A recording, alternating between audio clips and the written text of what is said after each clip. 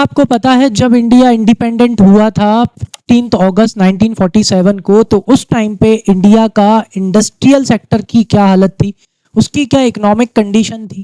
क्या आपको पता है कि ऑक्यूपेशनल स्ट्रक्चर कैसा था जिस दिन हम आज़ाद हुए थे?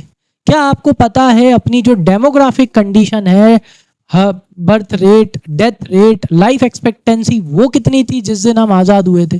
क्या आपको मालूम है कि अपनी फॉरेन ट्रेड क्या था, पहले क्या थी और अब क्या है, और उस टाइम जिस दिन हम आज़ाद हुए थे उस दिन क्या थी? नहीं ना। तो आइए आज इन सभी टॉपिक्स के ऊपर अपन डिस्कशन करने वाले हैं। Welcome to debit credit classes. बेटा ये है part 2, class 12th, Indian economic development, chapter 1, Indian economy on the eve of independence. तो अभी तक अगर लाइक नहीं किया हो तो लाइक कर दो, सब्सक्राइब कर दो और बेल आइकन को प्रेस कर दो ताकि आपकी एक भी क्लास मिस ना हो। चलिए तो बिना टाइम वेस्ट किए स्टार्ट करते हैं आज का पार्ट 2। पार्ट 2 में अपन पढ़ने वाले हैं बेटा इंडस्ट्रियल सेक्टर के बारे में। किसके बारे में? इंडस्ट्रियल सेक्टर के बारे में। सबको पता है that what is industrial sector. Industrial sector वो सेक्टर होता है जो प्रोडक्शन करता है, जो मैन्युफैक्चरिंग करता है। It is a very important sector of any economy. कोई भी इकोनॉमी आज के टाइम पे जो डेवलप्ड है उसके पीछे का रीजन होता है उसका इंडस्ट्रियल सेक्टर। आई बात समझ में कि नहीं? चलिए आइए फटाफट डिस्कस करते हैं और समझते हैं अच्छे से कि इंडस्ट्रियल सेक्टर के बारे में। आइए इंडस्ट्रियल सेक्टर। तो India was particularly well known for its handicraft industries. Britishers से पहले, जैसे कि हमने फर्स्ट क्लास में डिस्कस किया था, ब्रिटिशर्स से पहले अपनी जो हैंडीक्राफ्ट इंडस्ट्रीज थी ना बेटा, वो पूरे वर्ल्ड में फेमस थी।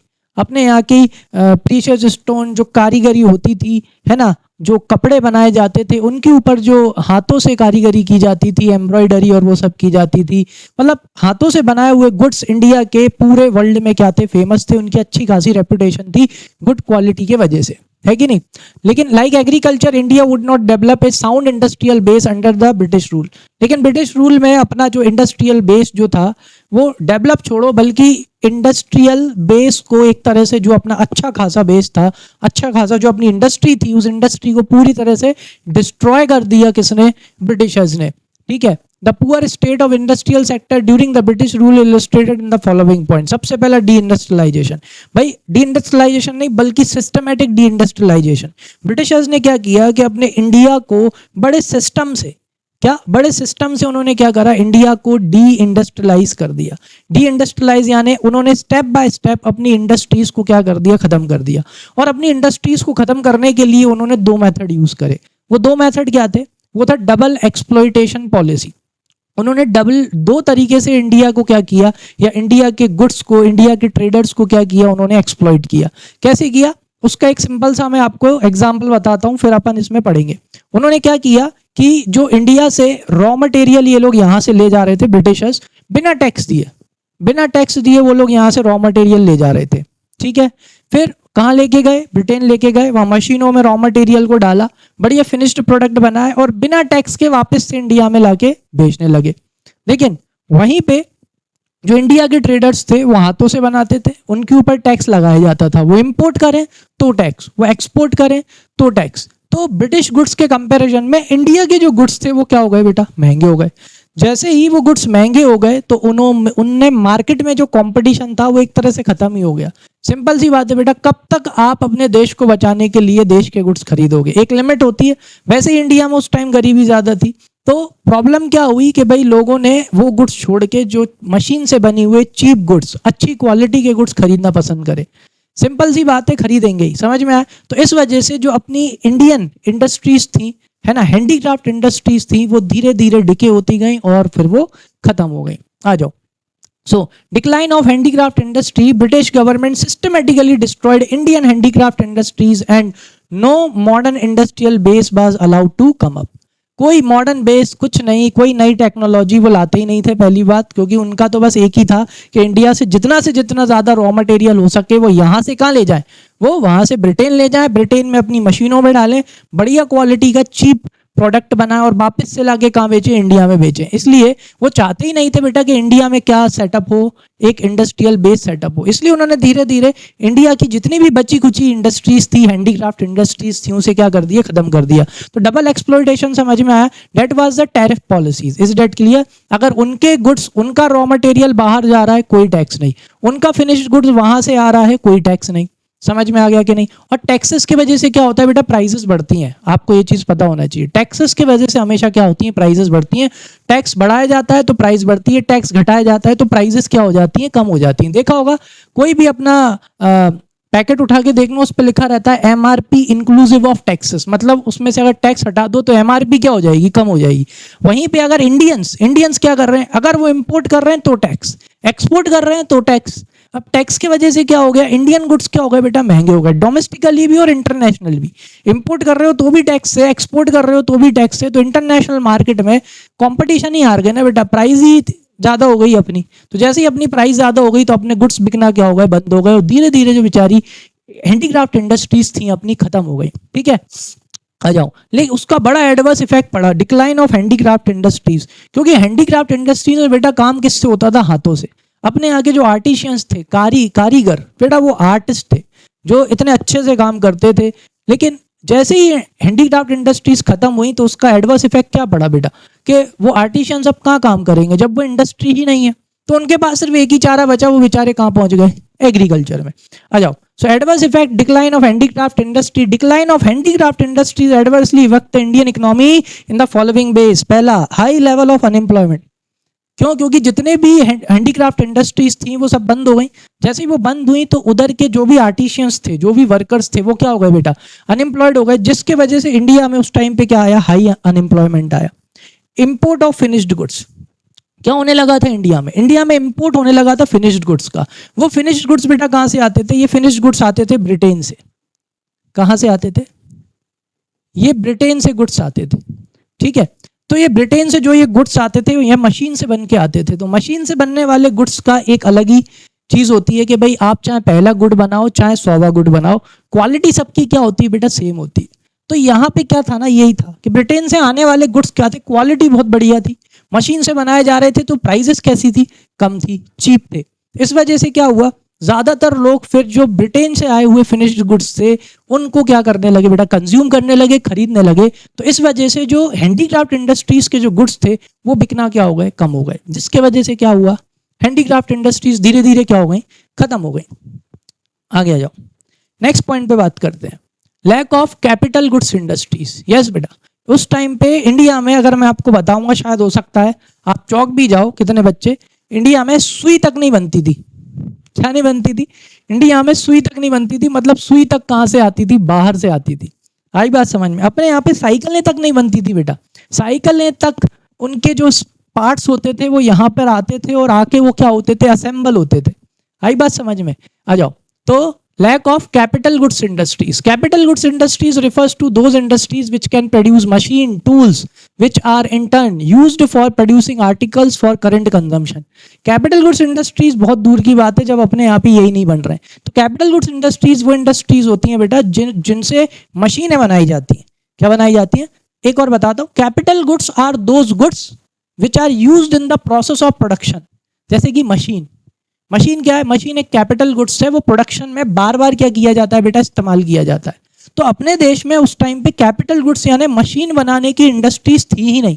जब मैं बोल रहा हूं कि सुई नहीं बनती थी तो आप समझ जाओ, क्लियर है ना।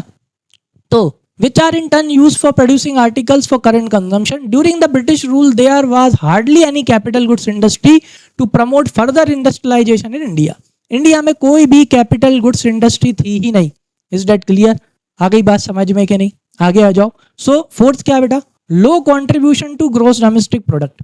इंडिया का जो उस टाइम पे जीडीपी थी, यानी जीडीपी क्या होती है बेटा, GDP refers to gross domestic product या गुड्स एंड सर्विसेज प्रोड्यूस्ड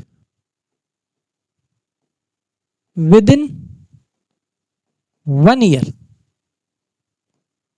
ठीक है, जीडीपी क्या होता है, goods and services produce within 1 year. Is that clear? है ना, in the domestic territory of the country. India की डोमेस्टिक टेरिटरी के अंदर अंदर एक साल के अंदर अंदर जितने भी गुड्स और सर्विसेज बनाए जाते हैं बाय द रेसिडेंट और नॉन रेसिडेंट, मतलब वो आपके देश का भी हो सकता है, वो बाहर का भी हो सकता है, ठीक है, उसे क्या बोलते हैं बेटा, अपने जीडीपी बोलते हैं। तो the growth rate of the new industrial sector and its contribution to the GDP और gross value added remained very small. तो बेटा जब इंडस्ट्रीज ही नहीं है आपके उसमें, जब इंडिया में उस टाइम इंडस्ट्रीज ही नहीं थी, तो उस टाइम क्या गुड्स एंड सर्विसेज प्रोड्यूस हो रहे होंगे? कोई गुड्स एंड सर्विसेज प्रोड्यूस नहीं हो रहे थे, हो भी रहे थे तो बिल्कुल नाम मात्र के हो रहे थे। That is why at that time जो जीडीपी थी अपनी वो कैसी थी बेटा, बहुत ही कम थी, वेरी स्मॉल, बहुत कम थी, ठीक है। आ जाओ आगे बात करते हैं। फिफ्थ क्या था, limited role of public sector. जो पब्लिक सेक्टर था उसका रोल कैसा था, बहुत ही लिमिटेड था। Due to the lack of public investment India could not develop a sound industrial base under the colonial rule. The public sector remain confined only to the railways, power generation, communication, ports, some other departmental undertakings. तो यहाँ पे public sector का मतलब उस time पे public sector कौन था, उस टाइम पे ब्रिटिश, कौन, ब्रिटिशर्स, उस टाइम पे वो थे अपने यहाँ के, कौन, पब्लिक सेक्टर। बेटा उन्हें किस बात से मतलब था, उन्हें किसी चीज से मतलब नहीं था। उन्होंने जो भी डेवलपमेंट किया ना, खासतौर से इंडस्ट्री में उन्होंने जो डेवलपमेंट किया वो डेवलपमेंट किया किसमें, रेलवे में, पावर जनरेशन में, कम्युनिकेशन में, पोर्ट्स में और अदर डिपार्टमेंटल अंडरटेकिंग्स में। उसके पीछे का रीजन क्या था, उसके पीछे का सिर्फ एक ही रीजन था, ताकि इससे इंडिया का एक्सप्लॉयटेशन अच्छे से और जल्दी किया जा सके। हाँ देखो कैसे, इधर ये देखो उन्होंने किस पे फोकस किया, रेलवे पे। क्यों रेलवे पे क्यों फोकस किया, रेलवे दो काम करके देती है उनको। पहला, गांव से या शहरों से रॉ मटेरियल सीधा कहां तक ले जाना, नियर बाय पोर्ट्स तक, समझ में आया कि नहीं। और फिर वही पोर्ट्स से, वही रेलवे स्टेशन से, शहरों के रेलवे स्टेशन से नियर बाय गांव, बड़े बड़े शहर, उधर तक अपने फिनिश गुड्स पहुंचाने में रेलवे मदद करती, दोनों में। दूसरा क्या था, पावर जनरेशन, भाई पावर भी तो चाहिए ना, लाइट भी तो चाहिए, है कि नहीं। दूसरा कम्युनिकेशन, कम्युनिकेशन क्यों उन्होंने डेवलप किया, उसके पीछे का रीजन भी क्या था, बेटर एडमिनिस्ट्रेशन। जितना अच्छा कम्युनिकेशन होगा उतना अच्छा कंट्रोल, उतना अच्छा एडमिनिस्ट्रेशन होगा किसमें, पूरे इंडिया में। वो भी उनने अपने खुद के लिए डेवलप किया।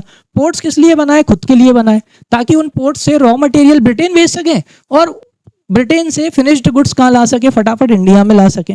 सम अदर डिपार्टमेंटल अंडरटेकिंग्स, और भी जो डिपार्टमेंट थे, पोस्ट ऑफिस हो गया, ये सब चीजें उन्होंने क्यों सेटअप की थी बेटा, उसके पीछे के रीजन सिर्फ एक ही था कि इंडिया का जल्दी एक्सप्लॉयटेशन कर सकें और जितना अच्छे से हो सके उतना अच्छा एक्सप्लॉयटेशन कर सके, बस इसलिए उन्होंने ये डेवलपमेंट किया था। इसलिए लिखा है limited role of the public sector.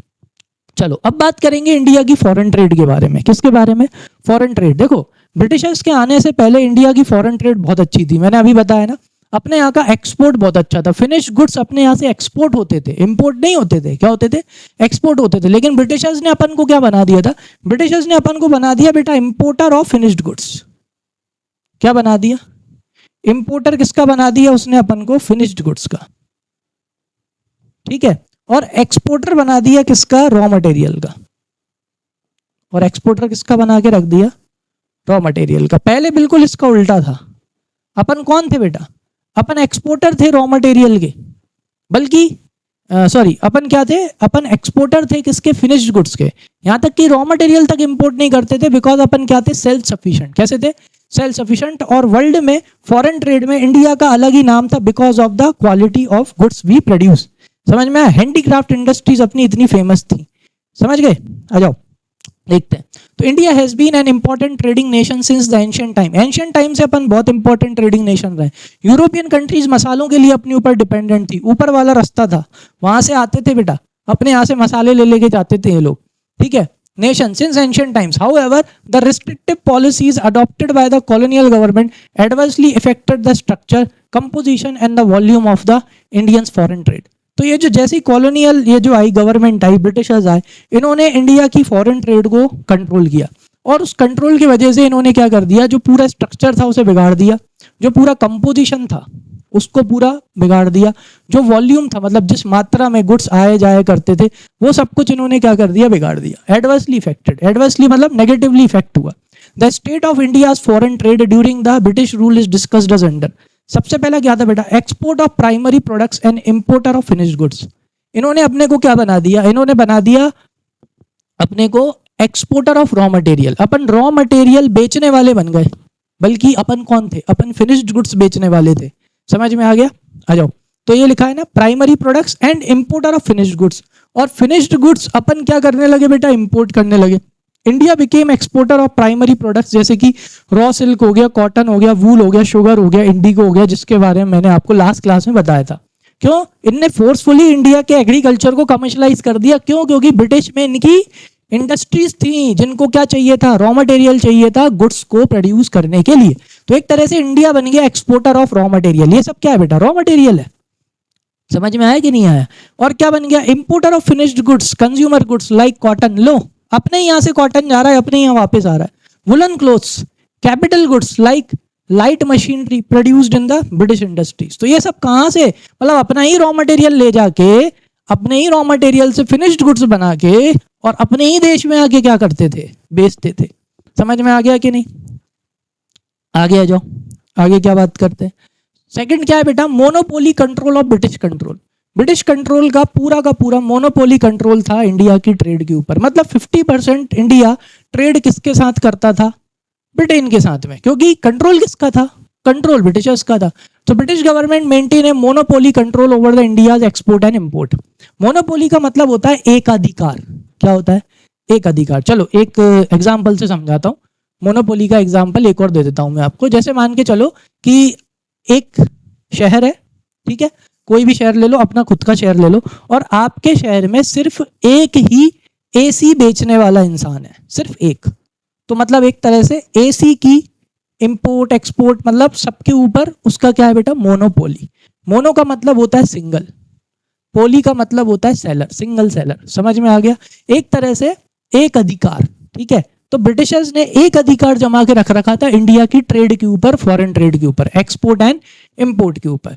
More than half यानी 50% of foreign trade was restricted to the Britain. बताया ना अभी, while the rest was allowed with few other countries like China. बाकी की चाइना से कर सकते हैं, शिलोन जिसको अब श्रीलंका बोला जाता है, पर्शिया जिसे अब ईरान बोला जाता है। So the opening of Suez Canal in 1969 served as a different route for the ships operating between India and Britain. हुआ क्या, पहले क्या होता था ना बेटा, ये जो ब्रिटेन से इंडिया आने का जो रास्ता था, क्या था, ब्रिटेन से जो इंडिया आने का रास्ता था ना, तो उस रास्ते पे क्या था, पहले इनको घूम के आना पड़ता था। कैसे आना पड़ता था, पहले ये ना घूम के आते थे, ठीक है। कैसे आते थे, घूम के। चलो मैं तुमको बताता हूं। पहले इनको बड़ा घूम के आना पड़ता था, तो इस वजह से कैसा पड़ता था, लंबा पड़ता था, ठीक है। जैसे ही स्विस कैनाल खुला, क्या खुला, जैसे ही स्विस कैनाल खुला ना, ये स्विस कैनाल है, ये रास्ता है, दिखाता हूं मैं आपको, मैप्स में दिखाता हूं अच्छे से, ताकि आपको ये चीज बहुत अच्छे से समझ में आए। ये देखो, आप इधर देखना,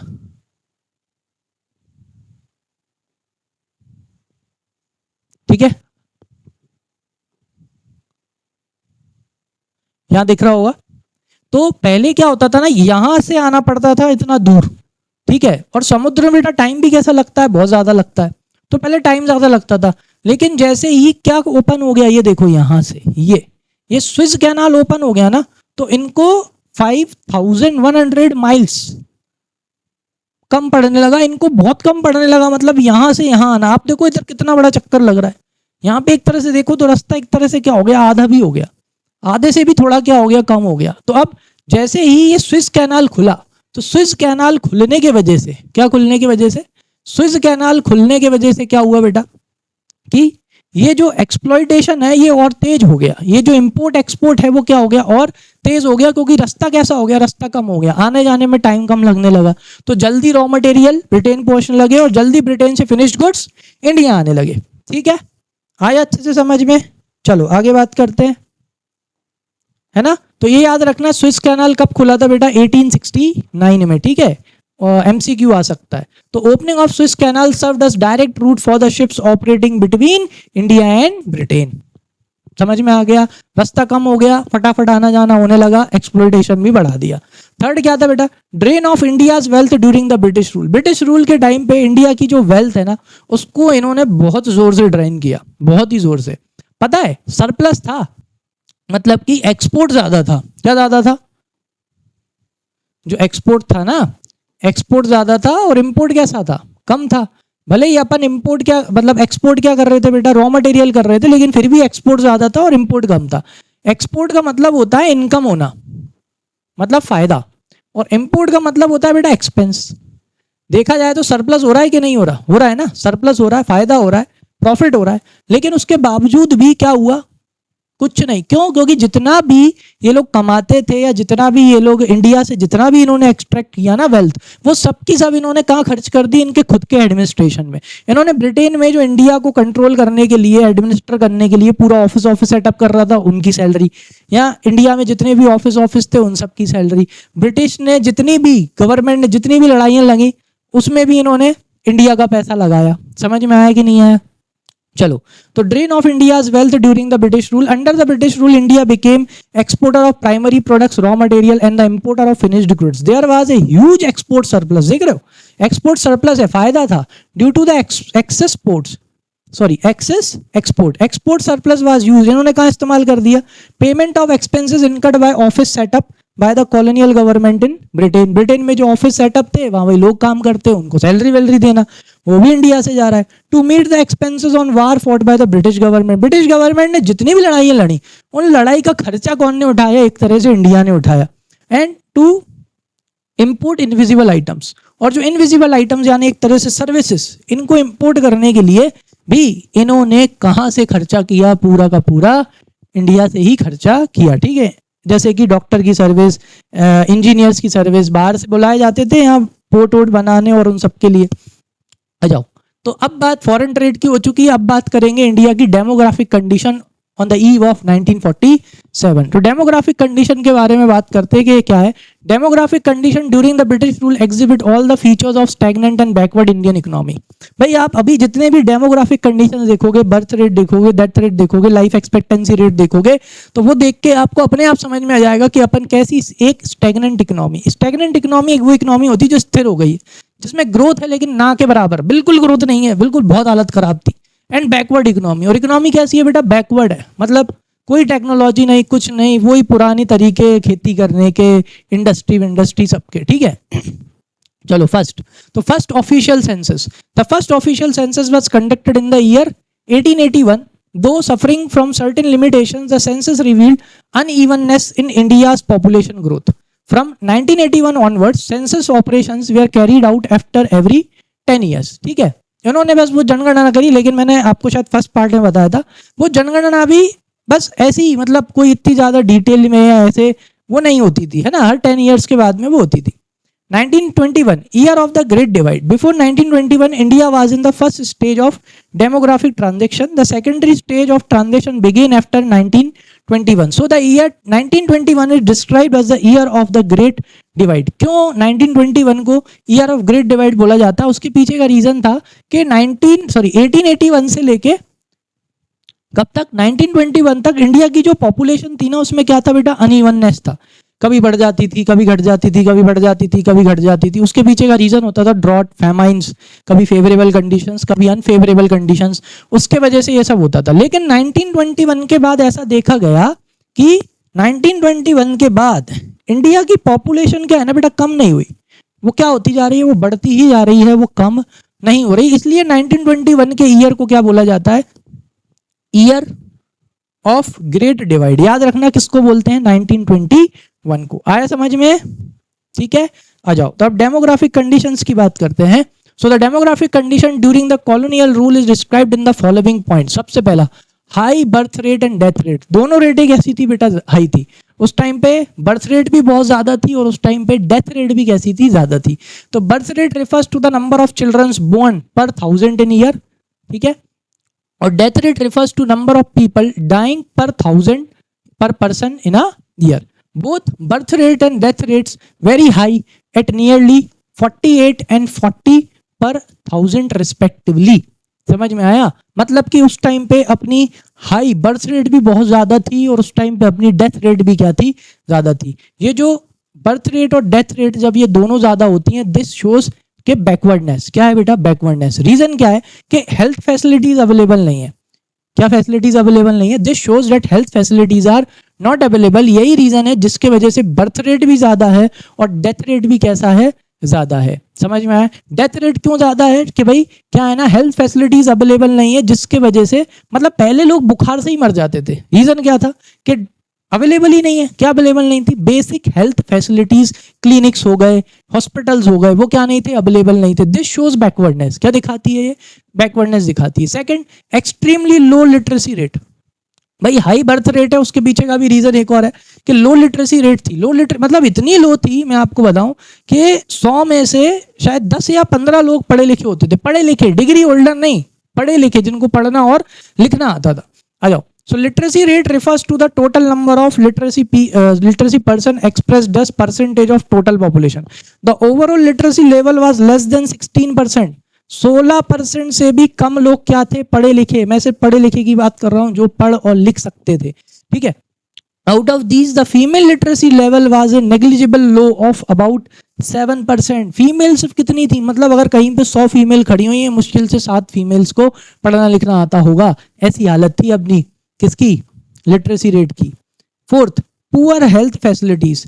public health facilities were neither available to large mass of population or when available were highly inadequate. As a result, water and airborne diseases were widespread and took a huge toll on life. तो मैंने बताया था ना 1921 से पहले क्या होता था ना, फेमाइन हेमाइंस ये सब आते रहते थे। तो जो मतलब कोई भी ऐसी फैलने वाली बीमारी है अगर वो हो गई, ठीक है, तो उससे होता क्या था? लोग मरते थे, बहुत ज्यादा मरते थे, ठीक नहीं होते थे। उसके पीछे का रीजन क्या था कि कहीं पे तो मेडिकल फैसिलिटीज अवेलेबल नहीं थी, और अगर कहीं पे मेडिकल फैसिलिटीज अवेलेबल थी भी तो प्रॉब्लम क्या थी कि वो इनएडिक्वेट थी, माने पर्याप्त नहीं थी। लोगों के लिए वो सर्विसेज कैसी पड़ जाती थी? कम पड़ जाती थी। ये भी साइन ऑफ बैकवर्डनेस है। फोर्थ क्या है बेटा? High infant mortality rate. Infant mortality यानी नवजात शिशु, मतलब अपने यहाँ पे जो नवजात शिशु पैदा होते थे तो बहुत ज्यादा नवजात शिशु 1 साल के अंदर अंदर ही क्या हो जाते थे? खत्म हो जाते थे। ठीक है, ये भी क्या है बेटा? बैकवर्डनेस दिखाती है किसी कंट्री की। Infant mortality rate refers to the number of infants dying before reaching 1 year. Age 1 मतलब 1000 live birth in a year. Infant mortality rate was quite alarming, about 218। यानी कि अगर 1000 बच्चों ने बेटा जन्म लिया है ना, तो उनमें से 218 बच्चे 1 साल तक नहीं जी पाते थे, वो 1 साल से पहले ही खत्म हो जाते थे। Again it is a sign of backwardness. Why? Because health facilities are not available, basic health facilities are not available. ये रीजन था। In contrast to the infant mortality rate 33 per 1000 इन 2017। अब देखो कितने हो गए? 33। अब कितने हैं? 32। ठीक है, अप्रोक्स पर 1000 इन 2022। तो अब के कंपेरिजन में देखो आप कितना फर्क आ गया है कि नहीं? चलो आगे बात करते हैं। 5th पॉइंट, लो लाइफ एक्सपेक्टेंसी। लाइफ एक्सपेक्टेंसी क्या थी? कम थी, बहुत ही कम थी। ठीक है, मतलब कि लोग ऑन एन एवरेज 35-40 साल के आसपास जीते थे। Life expectancy refers to the average number of years for which people are expected to live. Life expectancy was also very low, 32 years in contrast to the present 69 years. ये जो figure है ना, ये एक्चुअली में contrast करता है, और जो असली मतलब ये पिछले फिगर्स और भी जो पुराने लोग हैं उनके साथ ये चीजें कॉन्ट्रास्ट करती है। लेकिन क्या है ना, वो हाई डेथ रेट की वजह से जब निकाला जाता है तो 32 आती है। वैसे ये भी कहा जाता है, अगर आप खुद देखोगे अपने घरों में आपके वो बात करते होंगे तो कि वो अरे में हमारे तो वो 100 साल जिए, वो 90 साल जिए।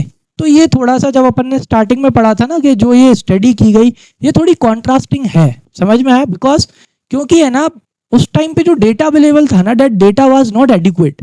सही बताऊं मैं आपको तो, ठीक है। लेकिन ठीक है, जो अपने को अभी बताया जा रहा है, तो अभी आप एग्जाम के पॉइंट ऑफ व्यू से इतना याद रख लेना कि भाई 32 ईयर्स क्या थी? ठीक है, लाइफ एक्सपेक्टेंसी थी। और आज के टाइम पे कितनी है बेटा? 69 ईयर्स है। ऑन एन एवरेज कितने ईयर जीते हैं? 69 ईयर जीते हैं। पहले 32 से 40 ले लो। चलो 6th क्या है? Wide spread poverty. पॉवर्टी कैसी थी बेटा? ज्यादा थी। 85% पॉपुलेशन जब एग्रीकल्चर के ऊपर डिपेंड कर रही है तो पॉवर्टी तो होगी ही ना। आ जाओ। So there was no reliable data about the extent of poverty, but there is a no doubt that extensive poverty prevailed in India during the colonial period. The overall standard of living of common people in India was very low and there was widespread poverty in the country. Actual में जो data है ना उसके हिसाब से India में उस time पे पॉवर्टी बहुत ज्यादा थी। हाँ, बहुत ज्यादा पॉवर्टी थी। मतलब जो बेसिक नेसेसिटीज होती है ना, फूड, क्लोथिंग और शेल्टर, ये तीनों चीजें वो लोग क्या नहीं कर पाते थे, अफोर्ड नहीं कर पाते थे। और 85% पॉपुलेशन में से कम आधा लोग वो अफोर्ड नहीं कर पाते थे। इतनी पॉवर्टी थी इंडिया में, बहुत ज्यादा पॉवर्टी हो गई थी। ठीक है, आगे आ जाओ। अब हम देखेंगे ऑक्यूपेशनल स्ट्रक्चर। ऑक्यूपेशनल स्ट्रक्चर मतलब बेटा पेशा। ठीक है, आपकी जो इकोनॉमी है ना, आपकी इकोनॉमी में 3 सेक्टर हैं, primary sector, secondary sector, tertiary sector. Primary sector कौन सा सेक्टर हो गया, एग्रीकल्चर सेक्टर, या सिंपल लैंग्वेज में बताऊं, प्राइमरी सेक्टर में क्या किया जाता है, बस नेचर से रिसोर्सेज को क्या करा जाता है, एक्सट्रैक्ट किया जाता है। जैसे खेती, एग्रीकल्चर में फार्मर क्या कर रहा है, जमीन का इस्तेमाल करके बेटा वीट, राइस, जूट, कॉटन, ये सब उगा रहे हैं। तो एक तरह से जमीन में से क्या निकाल रहे हैं, सिर्फ रिसोर्सेज निकाल रहे हैं।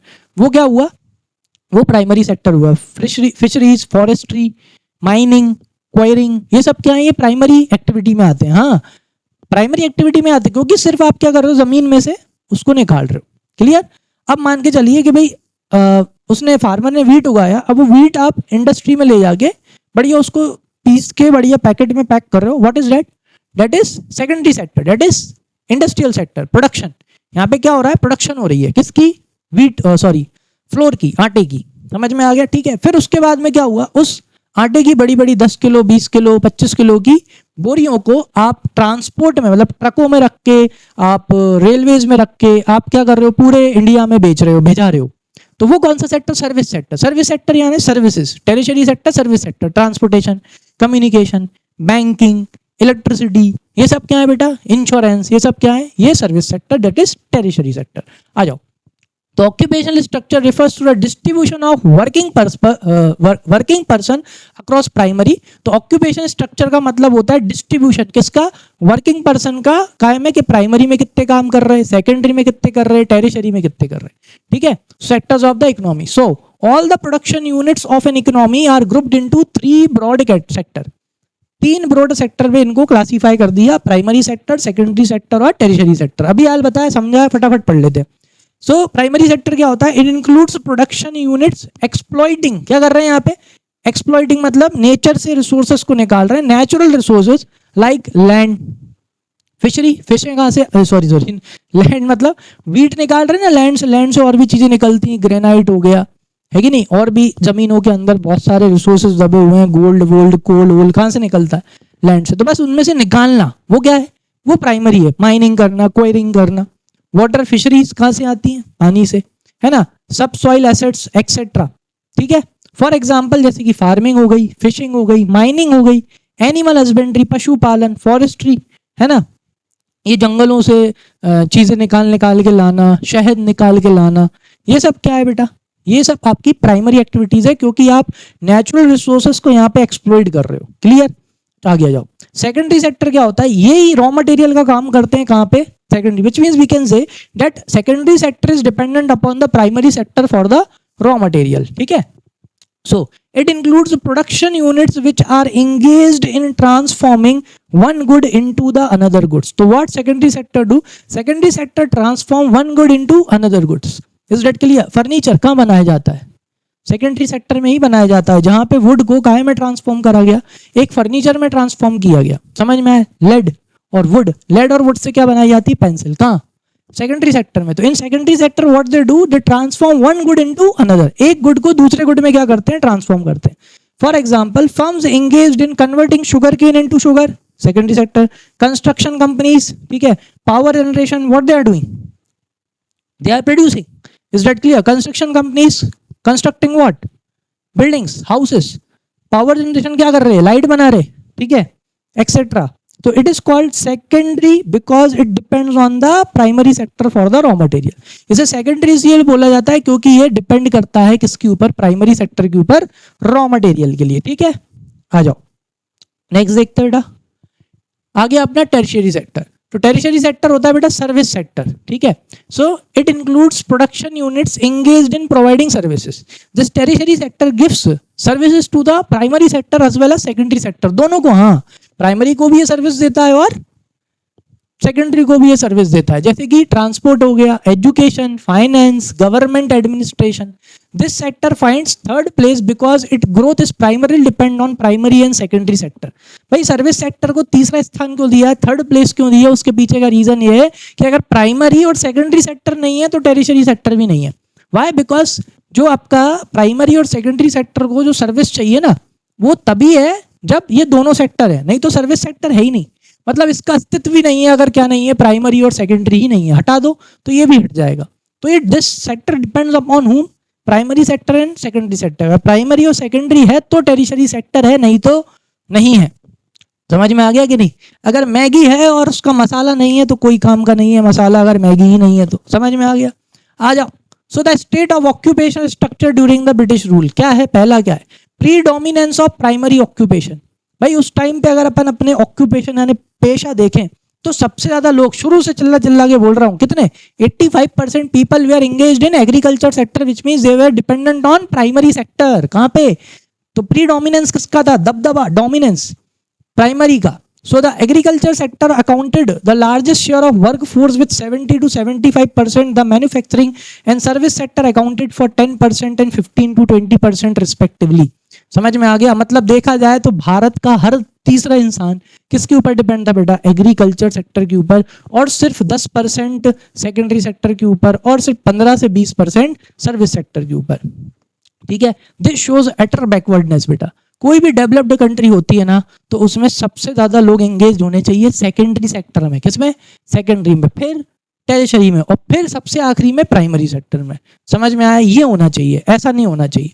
सेकंड क्या था? Regional variation. ठीक है, अपने यहाँ पे क्या आने लगा था? रीजनल वेरिएशन आने लगा था।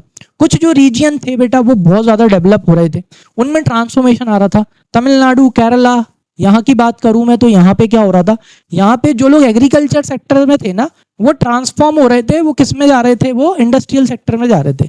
वहीं पे पंजाब, ओडिशा, आसाम, इन जगहों पे क्या हो रहा था? इन जगहों पे जो वो लोग एग्रीकल्चर सेक्टर में ट्रांसफॉर्म हो रहे थे। हाँ, ये हो रहा था। आ जाओ। So another striking aspect was the growing regional variation.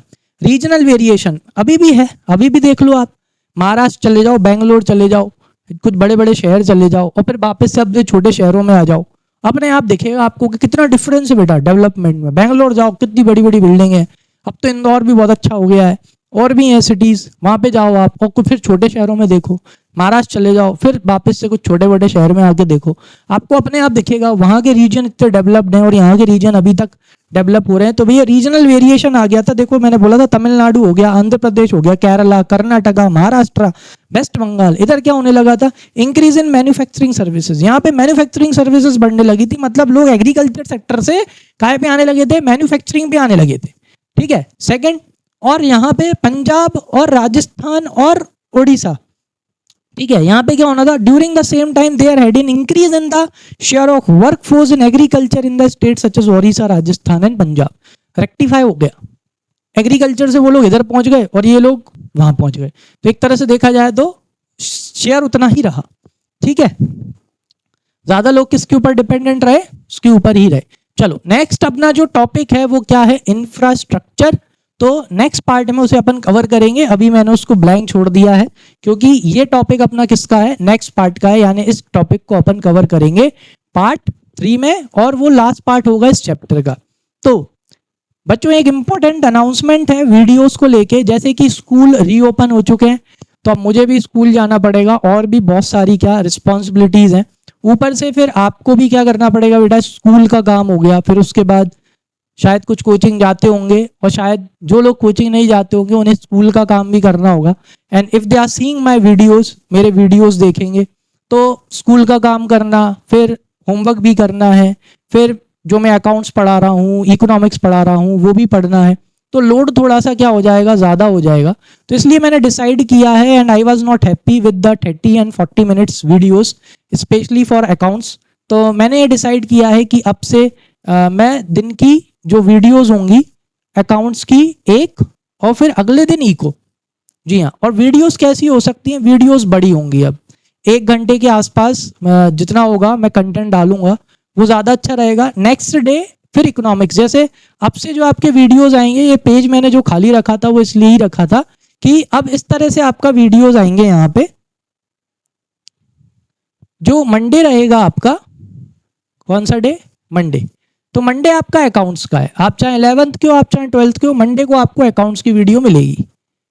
Tuesday को आपको इको की वीडियो मिलेगी एंड ऐसे ही चलेगा।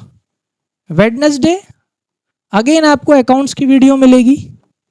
थर्सडे आपको इको की वीडियो मिलेगी। देन फ्राइडे अगेन आपको अकाउंट्स की वीडियो मिलेगी और देन सैटरडे आपको फिर इको की वीडियो मिलेगी।